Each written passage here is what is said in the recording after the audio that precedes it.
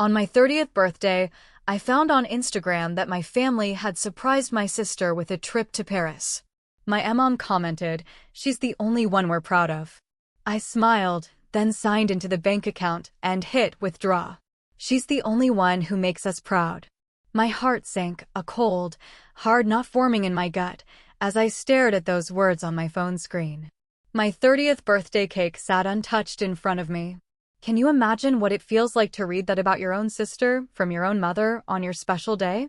It wasn't just a comment, it was a dagger straight to a wound I thought had finally healed, twisting a lifetime of being invisible into an open, bleeding gash. And it was all because of a surprise trip to Paris, paid for with money I thought was going to help my struggling parents. Hi, my name is Ashley, and that comment was on my sister Brooke's Instagram. A photo of her, beaming at the airport, luggage in tow, ready for a lavish trip to Paris that my parents had just gifted her. The post was full of heart emojis and exclamation points. And underneath it, dozens of congratulatory comments from family and friends. My birthday, meanwhile, was celebrated in a quiet apartment in Richmond, Virginia, with a single, sad-looking cupcake. I worked as a pharmaceutical sales rep, pulling in decent money, but nothing glamorous. I lived alone, mostly kept to myself, and had spent the better part of the last 8 years trying to prove to my family that I mattered. That morning, I woke up with a quiet hope, a phone call, a text, maybe even a card in the mail. Instead, I got silence. Then I got that Instagram post. I sat at my small kitchen table, staring at that lonely cupcake. I refreshed the post, almost convinced I'd misread it. But no, there it was, Brooke, 26 years old, radiating like she'd won the lottery. And my mom's comment, pinned right at the top for everyone to see. Honestly, I wasn't surprised. Not really. This was just how it had always been. Brooke was the golden child. The one who could do no wrong. The one who got all the attention, all the praise, all the support. And me? I was the backup plan. The one they tolerated but never celebrated. Growing up, Brooke got the best room in the house, new clothes, private tutoring when she struggled. I got hand-me-downs and a pat on the head when I brought home straight A's. When Brooke wanted to join the middle school dance team, my parents paid for expensive lessons and costumes without blinking. But when I asked to take photography classes in high school, my dad told me we couldn't afford it, saying I should focus on more practical things. So, I worked at a grocery store after school, saved up for a used camera myself. My parents never came to the small art show where my photos were displayed. But they were in the front row with flowers for every single one of Brooke's dance recitals. I called my mom that afternoon, just to see if maybe, just maybe, she'd forgotten. The phone rang 4 times before she picked up. "Oh, Ashley." "Hi," she said, her voice distracted. "I'm at the airport with your sister. Can I call you back?" A lump formed in my throat.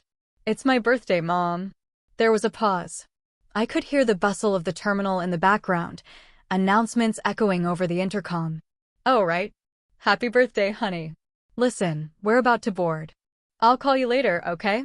She hung up before I could respond. I set the phone down and stared at the cupcake again, feeling a fresh wave of humiliation wash over me. Then, something inside me just snapped.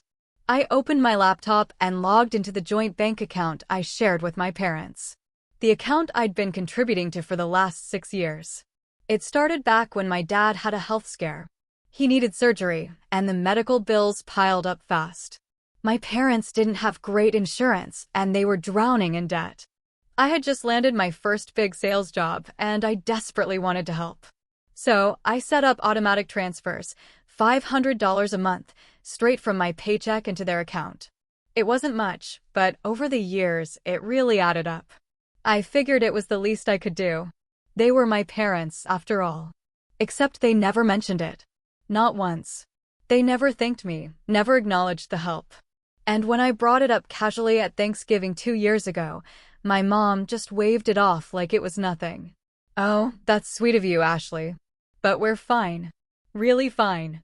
They were fine, huh? And yet here they were, dropping what I could only assume was several $1,000s on a spontaneous trip to Paris for Brooke. I did the math in my head. 6 years, $500 a month.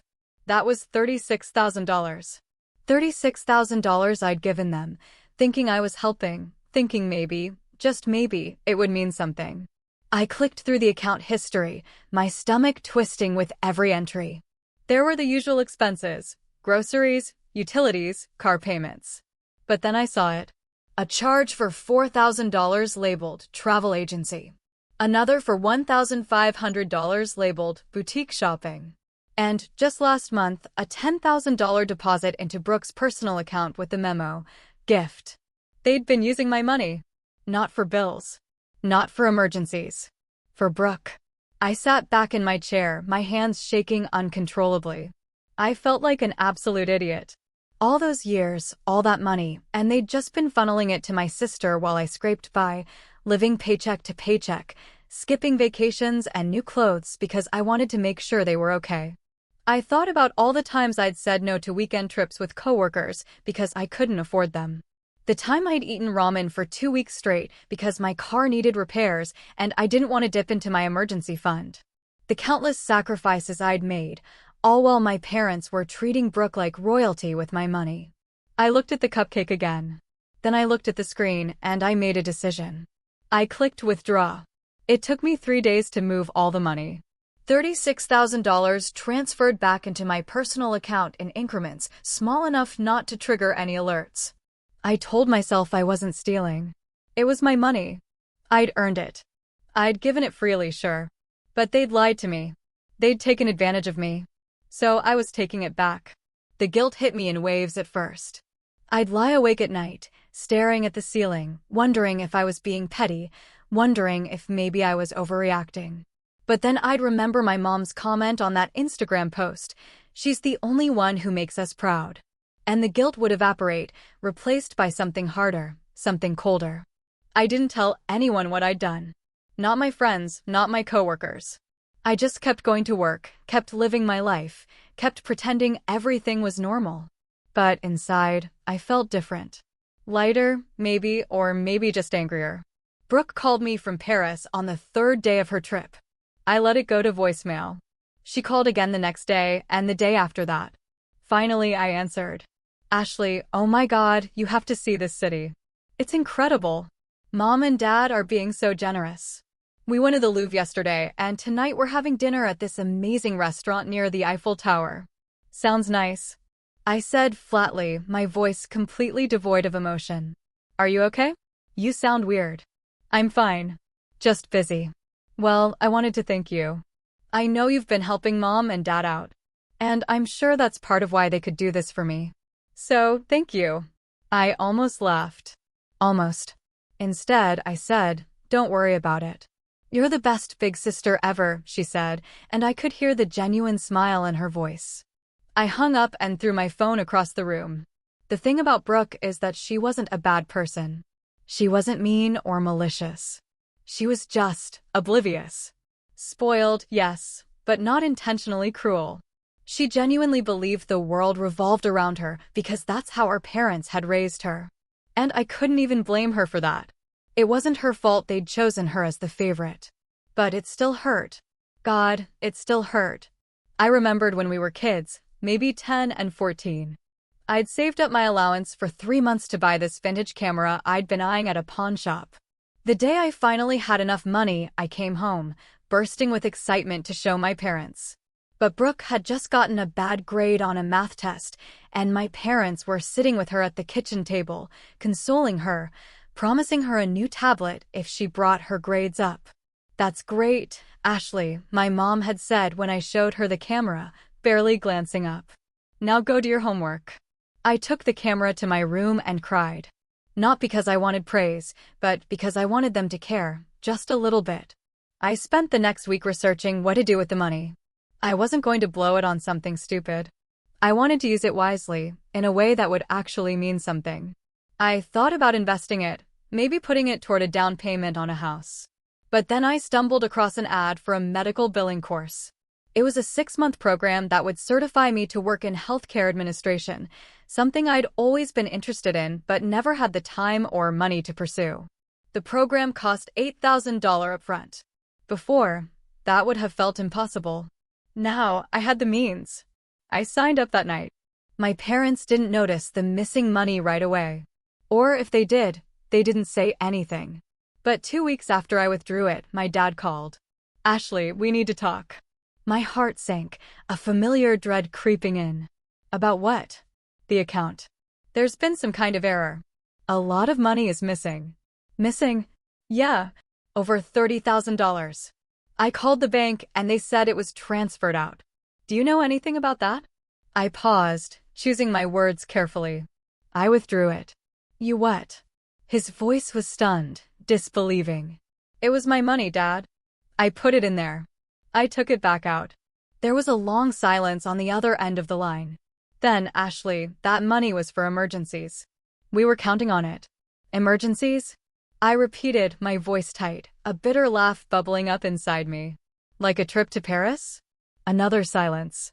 That's different, he said finally, his voice weak. How? Brooke needed a break? She's been working so hard? And you and Mom wanted to do something special for her. My voice was rising, a tremor of anger shaking through me. And what about me? The words came out sharper than I intended. I've been putting money into that account for 6 years, Dad. 6 years. And not once did you or Mom say thank you. Not once did you ask if I needed help. You just took it and gave it to Brooke.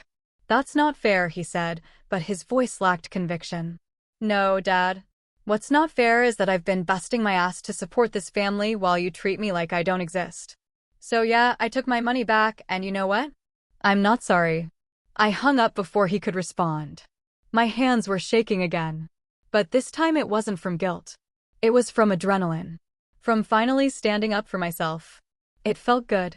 Terrifying, but good. I poured myself a glass of wine and sat on my couch, staring at nothing. Part of me expected to feel worse. Part of me thought the guilt would crush me. But instead, I felt relief, like I'd finally cut a rope that had been strangling me for years. The fallout was immediate. My mom called me that evening, her voice shrill and accusatory. How could you do this to us, Ashley? We trusted you. You trusted me? I shot back, my own voice trembling with indignation. You've been lying to me for years. We didn't lie. We just didn't think you'd make such a big deal out of it. A big deal? Mom, that was $36,000. $36,000 I gave you because I thought you needed it, and you spent it on Brooke. Brooke is going through a lot right now. She needed our support. And I didn't? My mom didn't answer that. Instead, she said, your father and I are very disappointed in you. I laughed, a bitter, hollow sound. Of course you are. Because I'm always the disappointment, aren't I? Brooke can do no wrong but me. I'm just the screw-up who doesn't deserve anything. Isn't that it? That's not true. Isn't it? When's the last time you celebrated anything I did, Mom?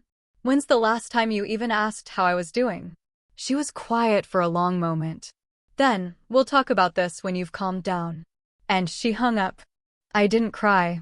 I wanted to, but the tears wouldn't come. Instead, I felt this hollow ache in my chest, like something had been ripped out of me. I'd always known my parents had a favorite, but hearing my mom defend it so casually, that was what broke me. I threw myself into the medical billing course after that. It was a way to distract myself, to channel all the anger and hurt into something productive. The coursework was intense, but I loved it. For the first time in years, I felt like I was doing something for myself. Not for anyone else, not to prove a point, not to earn approval, just for me. The classes were held twice a week in the evenings, and on weekends I studied at a coffee shop near my apartment. I met other students, people who were also trying to better their lives. And for once, I didn't feel so alone. One woman, Patricia, was a single mom in her 40s who'd been laid off from her factory job and was retraining for something more stable. We'd grab lunch together between classes sometimes, and she'd tell me stories about her kids, about how hard it was, but how worth it. You're doing the right thing, she told me one Saturday afternoon as we reviewed practice billing codes. Investing in yourself, that's the smartest thing you can do. My coworker, Vanessa, noticed the change in me too. We'd been friendly for a while, but she started inviting me out for coffee more often, asking how I was doing. I didn't tell her everything, but I told her enough about the money, about my family, about how invisible I'd always felt. "You did the right thing," she said one afternoon as we sat in a cafe near our office. "They were taking advantage of you." I keep telling myself that, I admitted, but part of me still feels guilty. Why? Because you stood up for yourself. Because they're my parents and Brooke is my sister. I'm supposed to just forgive them, right? Vanessa shook her head.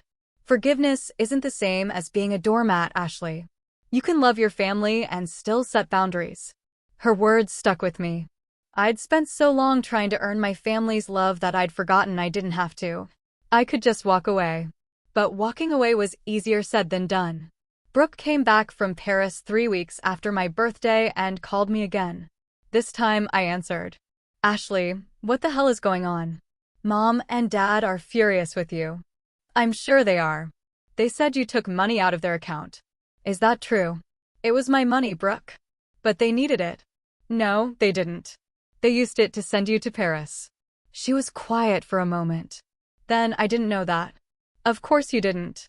You never know anything, do you? You just get to coast through life while the rest of us pick up the pieces." "That's not fair," she said, her voice small. "Maybe not, but it's true, Ashley." "I'm sorry. I didn't realize." "It doesn't matter anymore," I interrupted. "Just enjoy your life, Brooke. That's what you're good at." I hung up and blocked her number. That night, I looked at myself in the mirror for a long time. I didn't recognize the person staring back at me. She looked harder, angrier, but also stronger. I thought about my mom's Instagram comment. "She's the only one who makes us proud." And I realized something. I didn't need them to be proud of me. I just needed to be proud of myself. And for the first time in my life, I was. I scrolled through my photos from the past few years, pictures of me at work events, at dinners with friends, on solo trips I'd taken when I could scrape together enough money. In every single one, I was smiling, but the smile never reached my eyes. I looked tired, defeated. I took a selfie right then, standing in my bathroom in sweatpants with messy hair. And I smiled a real smile, because I'd finally done something for me. I posted it on my own Instagram with a simple caption, 30 and thriving. I didn't tag anyone. I didn't need to. This wasn't for them. It was for me. A month passed before my parents reached out again. I'd blocked Brooke's number, but my mom found another way to contact me, through email. The subject line read, "We need to talk about this situation." I almost deleted it without reading. Almost. But curiosity got the better of me, so I opened it. "Ashley, your father and I have been discussing your recent behavior, and we think you owe us an explanation. Taking that money was extremely selfish, especially when you knew we had plans. Brooke has been very upset by all of this, and frankly, so have we. We raised you better than this. We expect you to return the money immediately and apologize to your sister for ruining her trip experience. She's been crying every day since she found out what you did. Family is supposed to support each other, and you've let us all down. Please call us so we can resolve this like adults." Mom. I read it 3 times. Each time feeling my blood pressure rise a little higher. They expected me to apologize? They expected me to return the money? And somehow, in their twisted logic, I was the one who'd ruined Brooke's trip, a trip she'd already taken and enjoyed, a trip funded by my own hard-earned money. I typed out a response, my fingers flying across the keyboard. "Mom, I don't owe you anything. Not an explanation, not an apology, and certainly not that money. I gave it to you in good faith, believing you needed it for medical bills and essential expenses. Instead, you used it to spoil Brooke while treating me like I didn't exist. I'm done being your backup bank account. I'm done being invisible. Don't contact me again unless you're ready to have an honest conversation about how you've treated me for the last 30 years. Ashley." I hit send before I could second-guess myself. The medical billing course was going well. I'd completed 2 months of the program and was excelling in all my classes. Patricia and I had become genuine friends, studying together most weekends and sharing stories about our lives. She was the first person I told about the full extent of what had happened with my family. "They said what?" she asked, her eyes wide with disbelief. We were sitting in the coffee shop, our textbooks spread across the table. "They want me to apologize and return the money." "Are they insane?" Apparently. I took a sip of my coffee. My mom made it sound like I'd committed some terrible crime. Patricia shook her head. You know what I think? I think they're panicking. They got used to having that cushion of money, and now it's gone. They're trying to guilt you into giving it back. It's working a little, I admit it. I keep thinking about Brooke crying. Brooke's a grown woman. If she's crying, it's because she finally had to face reality. I wanted to believe that. I really did. But there was still a part of me that felt guilty. That part that had been trained since childhood to put everyone else first, to smooth things over, to make sure everyone was happy. Everyone except me. My phone buzzed. It was an unknown number, but I recognized the area code, Virginia. Against my better judgment, I answered. Hello. Ashley. It's Dad. I should have hung up. I should have blocked the number immediately. But something in his voice stopped me. What do you want? I want to talk. Really talk. Not argue, not fight, just talk. I hesitated. I'm listening. Your mom's email was out of line. I told her that. But Ashley, you have to understand where we're coming from. That money. We had plans for it. Plans that didn't include me. He sighed. It's not that simple. Actually, Dad, it is. You took my money and gave it to Brooke. You let Mom post that comment on Instagram saying Brooke was the only one who made you proud. You forgot my birthday. It really is that simple. We didn't forget your birthday. Your mom was just distracted with getting Brooke to the airport. That's worse, Dad. That's so much worse. You chose to prioritize Brooke over me. Again. Like you always do. Brooke needs more support. She's not as stable as you are. There it was. The excuse I'd heard 1,000 times growing up. Brooke needs more. Brooke's struggling. Brooke deserves special treatment. And me? I was just supposed to be stable. Solid. The one who never needed anything. I'm not doing this anymore, I said quietly, my voice barely a whisper, but firm. I'm not going to keep setting myself on fire to keep everyone else warm. Ashley, no, Dad. I'm done. I took my money back, and I'm using it to better my life. If you can't be happy for me, then we don't have anything else to talk about. I hung up and immediately blocked the number. My hands were shaking, but I felt a strange sense of calm wash over me. Every time I stood up to them, it got a little easier. The guilt was still there, but it was quieter now, easier to ignore.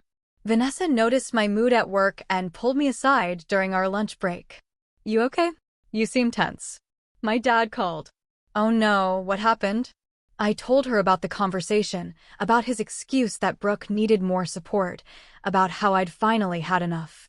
Vanessa listened without interrupting, then said, You know what I think? I think you're grieving. Grieving? Yeah, you're grieving the family you thought you had, or the family you wanted to have. And that's okay. It's normal. But you can't let that grief pull you back into their dysfunction. She was right. I was grieving. I was mourning the relationship I'd never have with my parents, the sisterhood Brooke and I would never share. But more than that, I was grieving the version of myself who'd spent so many years trying to earn love that should have been freely given. That weekend, I was studying at the coffee shop when my phone buzzed with a text from another unknown number. This time, it was Brooke. Ashley, please talk to me. I got a new phone. I didn't know about the money. I didn't know they were using yours. I'm so sorry. Can we please talk? I stared at the message for a long time. Part of me wanted to respond, to hear what she had to say. But another part of me, the stronger part, knew it wouldn't change anything right now. I typed back, Brooke, I need space. I'm not ready to talk yet. Maybe someday, but not now. She responded immediately. I understand. I'm here when you're ready. I love you. I didn't reply. 3 months into my medical billing course, something unexpected happened. My instructor, a woman named Diane, who'd worked in healthcare administration for 20 years, pulled me aside after class. Ashley, I wanted to talk to you about your work. You're one of the top students in the program. Thank you, I said, genuinely surprised. I'm serious. Your attention to detail is exceptional, and you have a real knack for this. Have you thought about what you want to do after you finish the program? I was hoping to find a position at a hospital or clinic, something stable. Diane smiled. I have a friend who works at Virginia Commonwealth University Health System. They're looking for someone to join their billing department. It's a senior position and the pay is excellent. I'd like to recommend you. My heart skipped a beat. Really? Really? Really? I'll send you the details. You'd have to interview, of course, but I think you'd be perfect for it. I walked out of class that day feeling lighter than I had in months. This was it. This was the opportunity I'd been working toward. And I'd done it all on my own, without my family's support or approval. When I got home, I found an envelope slipped under my door. No return address, but I recognized the handwriting immediately. My mom's. I opened it with shaking hands. Inside was a birthday card, 3 months late, and a check for $500. The card read, "We're sorry we missed your birthday. We hope this makes up for it. Love, Mom and Dad." $500. A fraction of what I'd given them over the years. And they thought this would fix things. I tore up the check and threw it in the trash. The interview at Virginia Commonwealth University Health System was scheduled for the following Tuesday. I spent the entire weekend preparing, reviewing my coursework, practicing answers to common interview questions. Vanessa helped me pick out a professional outfit, a navy blazer and slacks that made me look capable and confident. The morning of the interview, I woke up with butterflies in my stomach. This was the biggest opportunity I'd had in years, and I wasn't going to let my family drama ruin it for me. The interview went better than I could have imagined. The hiring manager, a woman named Caroline, was impressed with my background in pharmaceutical sales and my dedication to completing the medical billing program while working full-time. "We need someone who's organized, detail-oriented, and can handle high-pressure situations," Caroline said. "From what Diane told me and what I'm seeing here, you fit that description perfectly." Thank you. I'm really excited about this opportunity. The position comes with full benefits, and the starting salary is $75,000 a year. Does that work for you? I nearly fell out of my chair. $75,000. That was almost double what I was making in pharmaceutical sales. That works perfectly, I managed to say. Great. I'll be in touch by the end of the week with our decision. I walked out of the hospital feeling like I was floating. This was really happening. My life was actually turning around. When I got back to my car, I had 6 missed calls from my mom and 3 from my dad. I ignored them all. That evening, Vanessa invited me out for drinks to celebrate. We went to a wine bar downtown, and I told her about the interview, about the salary, about how surreal everything felt. "You deserve this," she said, raising her glass. "After everything you've been through, you deserve something good." "I keep waiting for the other shoe to drop," I admitted, like something's going to go wrong. Nothing's going to go wrong. You're talented. You've worked hard, and you're finally putting yourself first. That's not selfish. That's survival. We talked for hours, and for the first time in months, I felt genuinely happy. Not just relieved or vindicated, but actually happy. When I got home that night, there was another email from my mom. This one had the subject line "emergency." My stomach dropped. Despite everything, they were still my parents. If something was really wrong, I needed to know. I opened the email. "Ashley, we need to talk immediately. Your father lost his job last week, and we're in serious financial trouble. We need that money back. This isn't a request. This is a genuine emergency. We could lose the house. Please call us as soon as you get this." Mom. I read it twice, my happiness from the evening draining away. My dad had lost his job? They might lose the house? And somehow, this was my responsibility. Except it wasn't. I'd given them $36,000 over 6 years. They'd used it for luxury trips and gifts for Brooke instead of saving it for actual emergencies. This was the consequence of their choices, not mine. But the guilt was crushing. They were my parents. No matter how badly they treated me, did I really want them to lose their home? I called Vanessa. "They're saying it's an emergency," I told her. "My dad lost his job. They might lose the house." "Ashley, listen to me very carefully. This is not your problem. But what if they're telling the truth? What if they really are in trouble? Then they need to figure it out like adults. They can downsize. They can get new jobs. They can ask Brooke for help. You are not their safety net. You gave them $36,000 and they wasted it. If they're in financial trouble now, that's on them. I know you're right. I know that, but nothing. You're about to start an amazing new job. You're building a life for yourself. Don't let them drag you back down. I took a deep breath. You're right. You're absolutely right. After I hung up with Vanessa, I replied to my mom's email. Mom, I'm sorry to hear about Dad's job, but I can't help you financially. I gave you $36,000 over the years, and you chose to spend it on things that weren't emergencies. I have my own life to worry about now. I suggest you talk to Brooke about helping out since she's the one you've always prioritized. Best of luck, Ashley. I hit send and turned off my phone. 3 days later, I got the call from Caroline. I'd gotten the job. I started crying right there in my living room. Happy tears. Relieved tears. Tears for everything I'd been through to get to this moment. I'd done it. I'd actually done it. I called Patricia first to tell her the news. She screamed so loud I had to pull the phone away from my ear. I'm so proud of you, she said. This is just the beginning. Ashley, you're going to do amazing things. Then I called Vanessa, who insisted we go out to celebrate properly. We went to a nice restaurant, not too fancy, but nicer than anywhere I'd been in years. I ordered the most expensive thing on the menu and didn't feel guilty about it. To new beginnings, Vanessa said, raising her glass. To new beginnings, I echoed. My start date at the hospital was in 3 weeks. I gave my notice at the pharmaceutical company, and my boss was understanding, even congratulatory. The medical billing course was winding down, and I'd finished with top marks. Everything was finally falling into place. Then Brooke showed up at my apartment. I was coming home from the grocery store when I saw her sitting on the steps outside my building. She looked different, thinner, tired. Her usual polished appearance was gone, replaced by something more subdued. What are you doing here? I asked, not unkindly, but not warmly either. I needed to see you. To apologize in person. Brooke, I told you I need space.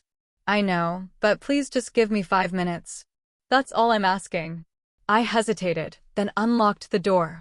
5 minutes. We went up to my apartment, and I set the groceries on the counter. Brooke stood awkwardly in my living room, looking around like she'd never been there before. She hadn't. I'd never invited her. Ashley, I didn't know, she started. I swear I didn't know they were using your money. When I found out, I confronted them. We had a huge fight, and they told me you were being dramatic, that you'd given them the money freely, and now you were trying to hold it over their heads. But I know that's not true. I went through their bank statements. I saw everything. I crossed my arms. So, what do you want? Absolution. No. I want you to know that I'm sorry. I'm sorry for being oblivious, for taking everything for granted, for not realizing how badly they were treating you. You're my sister, and I should have noticed. Her voice cracked on the last word, and I saw tears forming in her eyes. Brooke, you were just being who they taught you to be. I don't blame you for that. But I should have been better. I should have paid attention. I should have stood up for you. I softened a little. Yeah, you should have. I told them I'm not taking any more money from them until they apologize to you. And I meant it. That surprised me. You did. I did. And they're furious with me now too. Apparently, I'm being ungrateful. Despite everything, I felt a small flicker of sympathy for her. Welcome to my world. I don't know how you dealt with this for so long. I didn't have a choice. Brooke wiped her eyes.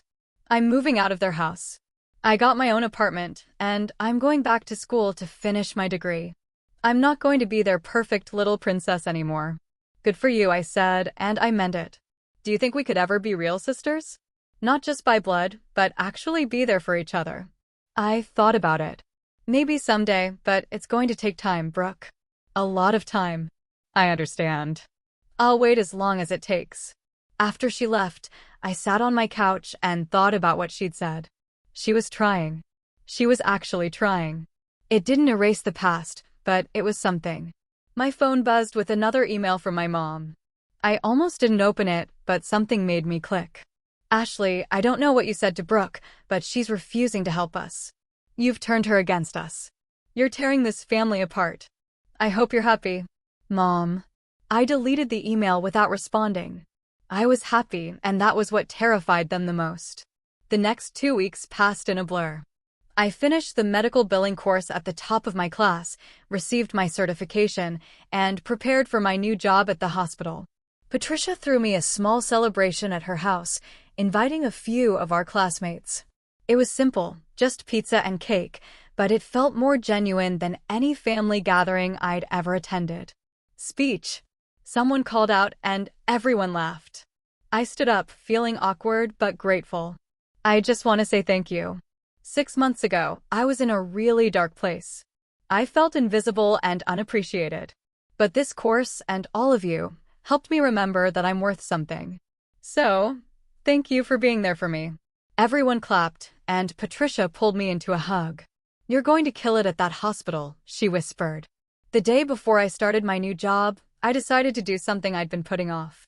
I went through all my social media and unfollowed my parents. I didn't block them, but I didn't want to see their posts anymore. I was done letting their lives affect mine. As I was scrolling through, I noticed something odd. My mom had posted a status update 2 days earlier. Sometimes your children disappoint you in ways you never imagined. We raised Ashley to be better than this, but she's chosen selfishness over family. Praying for her to see the light. The post had dozens of comments, mostly from relatives and family friends I barely knew. Most of them were supportive of my mom, saying things like, "Stay strong," and "Family is everything." But there were a few that stood out. My Aunt Linda, my dad's sister, had commented, "Maybe it's time to look at your own actions instead of blaming Ashley. I've watched you treat that girl like garbage for years. She deserves better." And my cousin Jake had written, "Ashley's been supporting you guys financially for years, and you never even thanked her. Maybe she got tired of being taken for granted." I felt a rush of vindication. So other people had noticed. Other people knew the truth. I screenshotted the post and the comments, then saved them to a folder on my computer. Insurance, in case I ever needed proof. My first day at Virginia Commonwealth University Health System was nerve-wracking but exhilarating. Caroline showed me around, introduced me to the team, and gave me a thorough overview of my responsibilities. The department was busy but organized, and everyone seemed genuinely welcoming. "You'll do great," Caroline said as she left me at my new desk. "If you need anything, just ask." I spent the first week learning the systems, getting familiar with the processes, and meeting with different departments to understand how everything connected. It was a lot to absorb, but I loved every minute of it. This was real. This was mine, and nobody could take it away from me. At the end of my first week, Caroline called me into her office. "I wanted to check in and see how you're adjusting." "It's been amazing," I said. "Honestly, thank you again for this opportunity. You've earned it. I've been getting great feedback from the team. You're catching on fast. I'm trying my best. I can tell. And I wanted you to know that there's room for growth here. If you continue performing at this level, I could see you moving into a management position within a year or two." Management within a year or two. I could barely process it. "That would be incredible," I managed to say. "Just keep doing what you're doing." I left her office feeling like I was walking on air. That weekend, I finally responded to Brooke's last text.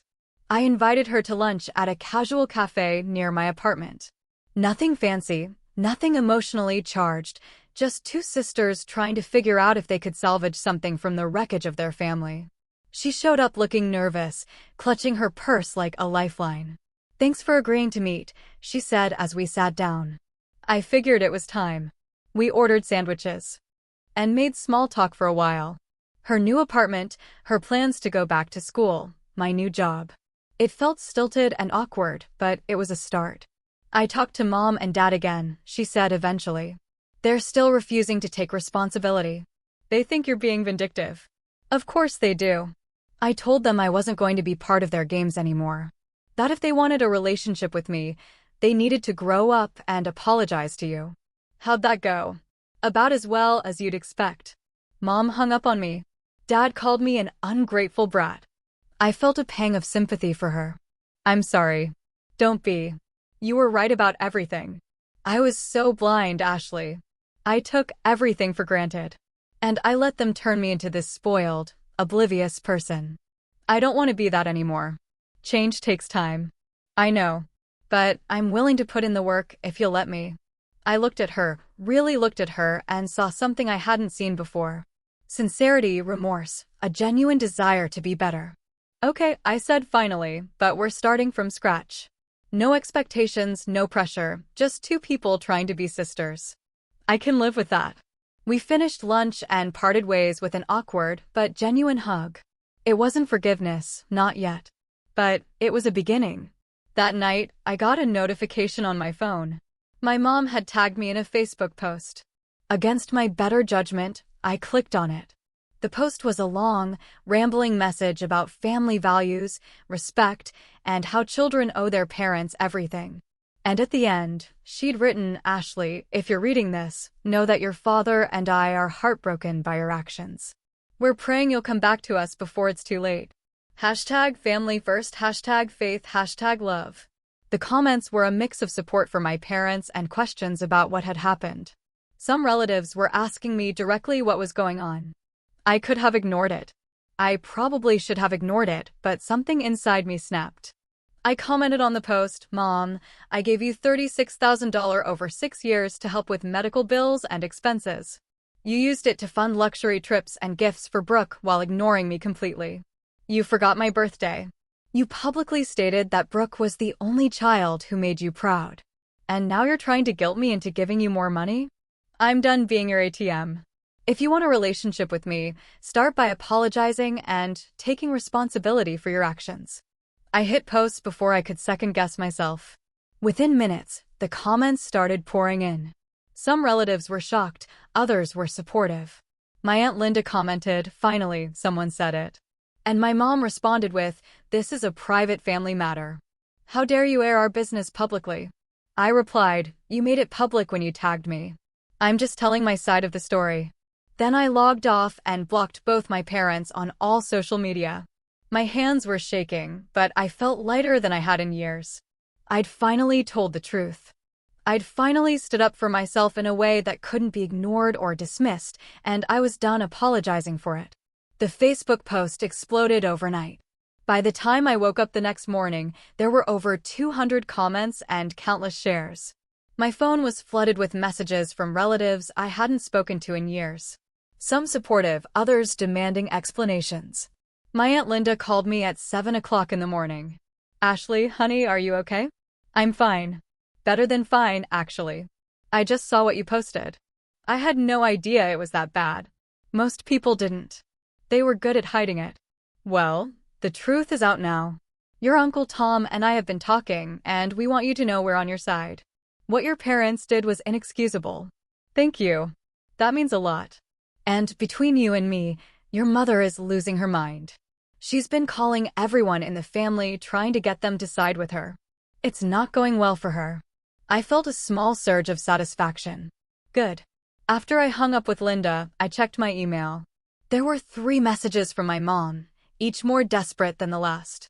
The first was angry, accusing me of betrayal and slander. The second was manipulative, talking about how hurt she and my dad were. The third was almost pleading, asking me to delete the post and call her. I deleted all 3 without responding. At work that Monday, I threw myself into my new role. The hospital billing department was complex and demanding, but I loved the challenge. Caroline had given me several high-priority accounts to manage, and I was determined to prove I belonged there. During lunch, Vanessa called. "So, I saw your Facebook post. You and everyone else. Are you okay?" That took guts. I'm tired of hiding their dysfunction. If they wanted privacy, they shouldn't have aired their grievances publicly first. Fair point. How are they taking it? Not well, from what I hear. But that's not my problem anymore. Good for you. Seriously, I'm proud of you. That afternoon, I got a call from an unknown number. I almost didn't answer, but something told me I should. "Hello. Ashley. It's your dad." I tensed. "How did you get this number?" "I asked your cousin Jake." "Please don't hang up." I said nothing, waiting. "Your mother is beside herself. That Facebook post. You've humiliated us in front of the entire family. You humiliated yourselves." I just told the truth. "We need to meet face to face. We need to resolve this." "There's nothing to resolve, Dad. You and Mom made your choices. I made mine. We're done. Ashley, please. We're your parents. Then maybe you should have acted like it. I'm asking you one more time. Meet with us this week. We'll buy you dinner. We'll talk things through like adults. I almost laughed. Like adults? Dad, adults don't forget their daughter's birthday.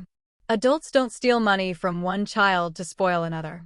Adults take responsibility for their actions. We're willing to admit we made mistakes. That stopped me. You're willing to admit it? Yes. We know we haven't been perfect. We want to make things right. I was quiet for a long moment, thinking. Part of me wanted to refuse, to keep the wall up.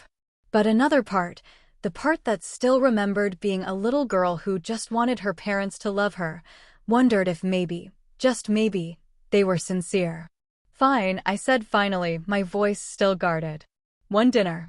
But I choose the place, and Brooke comes too. Why does Brooke need to be there? Because she's part of this family too. And she deserves to hear whatever you have to say. He hesitated. Okay. When? Friday night, 6 p.m. I'll text you the address. After I hung up, I immediately called Brooke. They want to meet, I told her. All of us. Friday night. What did you say? I said yes, but I need you there as backup. Of course, I'll be there. And Brooke, don't tell them what we've talked about. I want to see if they're actually going to be honest, or if this is just another manipulation. Got it. I spent the next few days preparing for the dinner. I made a list of everything I wanted to say. Every grievance I'd buried over the years. I wasn't going to yell or cry. I was going to be calm, clear, and firm. They were going to hear me, whether they liked it or not. Friday came faster than I expected. I chose a quiet restaurant in downtown Richmond, public enough that they couldn't make a scene, but private enough for a serious conversation. I arrived early and took a table in the back corner. Brooke showed up 15 minutes before our parents, looking nervous. You okay? She asked. I will be. At exactly 6 p.m., my parents walked in. My mom looked older than I remembered, her face tight with stress. My dad had lost weight, his shoulders hunched like he was carrying something heavy. They sat down across from us, and for a moment, nobody spoke. Finally, my dad cleared his throat. Thank you for agreeing to meet. Let's just get to it, I said, cutting to the chase. You wanted to talk, so talk. My mom folded her hands on the table. Ashley, we owe you an apology. I waited. We've been thinking a lot about what you said, about the money and how we've treated you.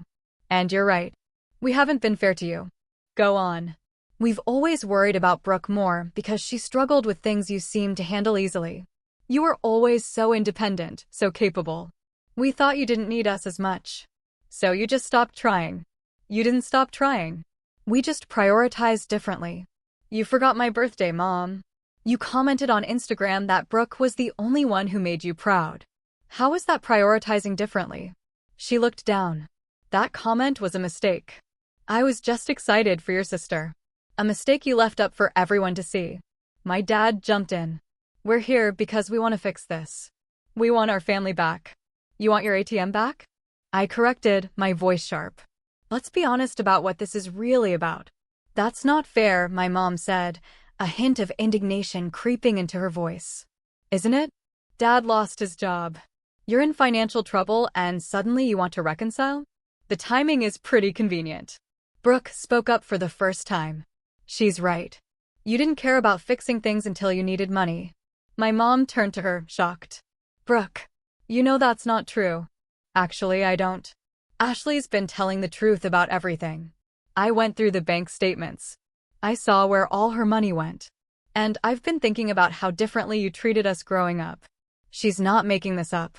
We gave you both everything we could, my dad insisted, a desperate edge to his voice. No, I said firmly. You gave Brooke everything. You gave me leftovers and criticism. The table fell silent. Finally, my mom's facade cracked. What do you want from us, Ashley? You want us to grovel, to beg? We're here. We're apologizing. What more do you want? I want you to mean it. We do mean it. Then prove it. Tell me one thing you're proud of me for. One accomplishment you celebrated. One time you put my needs first. She opened her mouth, then closed it. She couldn't think of anything. The realization hit me like a punch to the gut. They really couldn't think of a single thing. That's what I thought, I said quietly. My dad leaned forward, his voice strained. Ashley, you're being unreasonable. We're trying here. No, you're trying to manipulate me into feeling guilty, so I'll give you more money. There's a difference. That's not what this is about, my mom protested. Then what is it about? Because from where I'm sitting, this looks like a last-ditch effort to get back into my good graces so you can use me again. Brooke reached over and squeezed my hand under the table. The gesture gave me strength. Let me make something very clear, I continued. I'm not giving you any more money. Not now. Not ever. I spent 6 years supporting you, and you used me. That's done. My mom's eyes filled with tears. We're going to lose the house, Ashley. Is that what you want? To see your parents homeless. You're not going to be homeless. You have options. You can downsize. You can get jobs. You can ask Brooke for help, since she's apparently the only daughter you care about. I already told them no, Brooke said quietly. I'm not enabling this anymore either. My parents looked at her with matching expressions of betrayal. You too, my dad asked, his voice barely a whisper. We raised you better than this. No, you raised me to be selfish and entitled. Ashley's helping me see that. My mom pushed back from the table, her voice rising. This is ridiculous. We've apologized. We've admitted we made mistakes. What more do you want? I want you to understand why what you did was wrong. I want you to acknowledge that you hurt me. Not just say sorry because you think it's what I want to hear. Fine. You want specifics? We're sorry we forgot your birthday. We're sorry we didn't celebrate your achievements. We're sorry we used your money. Is that what you wanted to hear? Say it like you mean it. My mom's face hardened. I've said all I'm going to say. If that's not good enough for you, then I guess we're done here. She stood up, grabbing her purse. My dad looked between us, conflicted. Are you coming? She asked him. He stood slowly. Ashley, I hope you reconsider. Family is important. Family is important, I agreed. That's why I'm not letting you abuse me anymore. They left without another word. Brooke and I sat there in silence for a moment. Well, that went about as well as expected, she finally said. Yeah. Are you okay? I am, actually. I gave them a chance. They blew it. That's on them. We ordered dinner and spent the next hour talking about everything except our parents.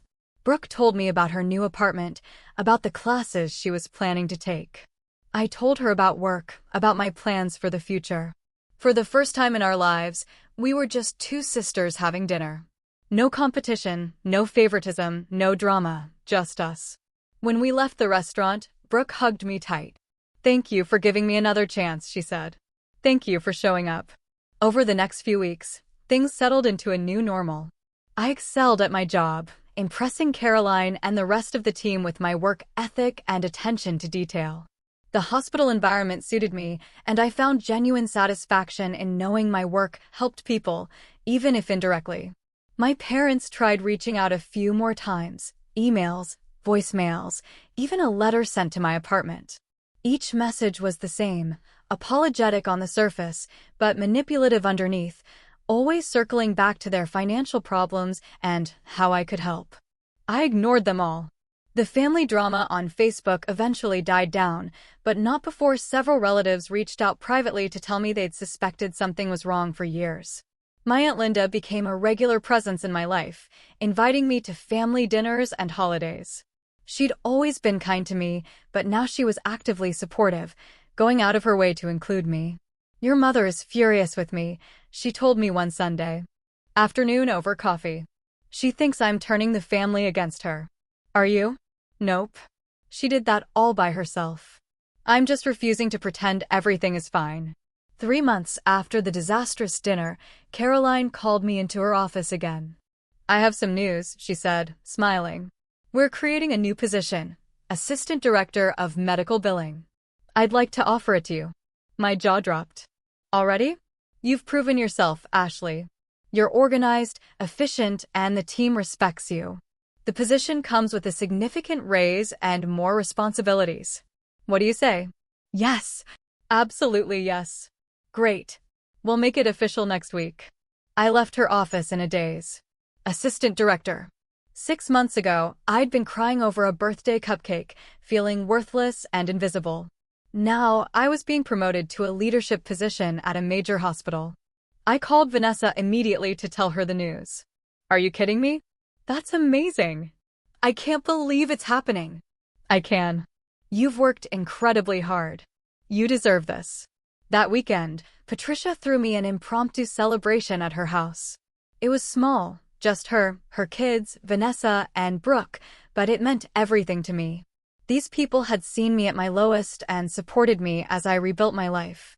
To Ashley, Patricia said, raising her glass of soda. The strongest person I know. Everyone echoed the toast, and I felt tears prick my eyes. Thank you, I said. All of you, for believing in me when I didn't believe in myself. Later that night, as I was driving home, my phone rang. It was my dad. I almost didn't answer, but something made me pick up. Hello, Ashley. It's Dad. Please don't hang up. What do you want? I wanted to tell you that I got a new job. It doesn't pay as much as the old one, but it's something. And your mom is working part-time at a retail store. Good for you. We're going to be okay. We're figuring it out. I waited for the ask, for the manipulation, but it didn't come. I also wanted to say I'm sorry. Really sorry. Not because I want something from you, but because you deserve to hear it. We were wrong. We treated you terribly. And there's no excuse for that.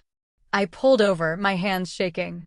Your mother isn't ready to admit it yet, but I am. You were right about everything. We took you for granted. We played favorites. We used you.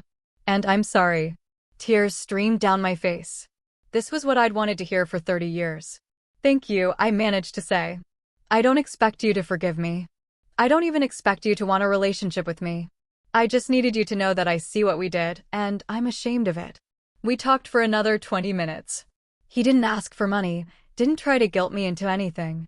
He just talked, and I listened.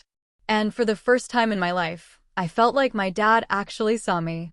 When we hung up, I sat in my car for a long time, processing.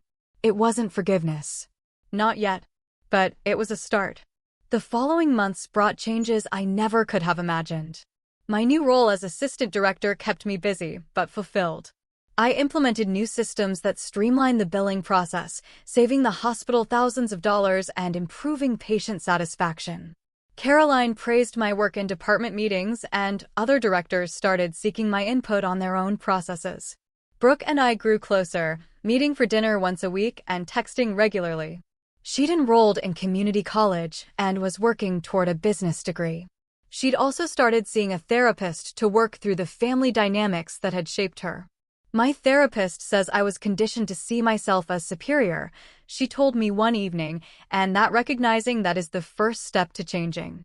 How's that going? It's hard. Really hard. I keep catching myself expecting special treatment, and then I have to remind myself that's not normal. The fact that you're trying means something. My relationship with my dad slowly improved.